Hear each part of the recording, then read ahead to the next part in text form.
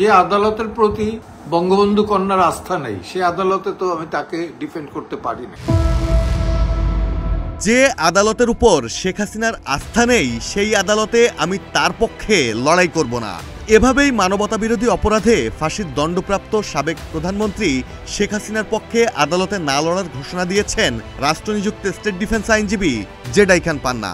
আদালতে অন্তত বঙ্গবন্ধু কন্যার পক্ষে বা তাকে ডিফেন্ড করার জন্য দাঁড়াবো না, যা হবার হবে দেখা যাবে। তিনি বলেন, রাষ্ট্র আমাকে শেখ হাসিনার আইনজীবী হিসেবে যে নিয়োগ দিয়েছে তার ফরমাল চিঠি এখনো পাইনি। আমি এই ভিডিও বার্তার মাধ্যমে শেখ হাসিনার পক্ষে না লড়ার বিষয়টি জানালাম। চিঠি পেলে ফরমাল ওয়েতে পদত্যাগের বিষয়টি জানাবো।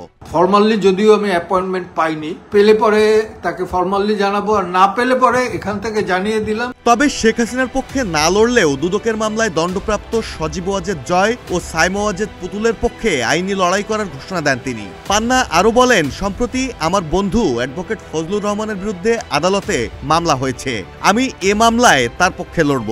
যত কিছুই হোক আমি অ্যাডভোকেট ফজলুর রহমানকে ডিফেন্ড করব। বৃহস্পতিবার নিজের ভেরিফাইড ফেসবুক আইডিতে দেওয়া এক ভিডিও বার্তায় এ ঘোষণা দেন আইনজীবী জেডাই খান পান্না। এই দেশ পাকিস্তানিদের হাতে যাবে না, এই দেশ মৌলবাদীদের হাতে যাবে না। মাহমুদুল হাসান শাওন, প্রতিদিনের বাংলাদেশ।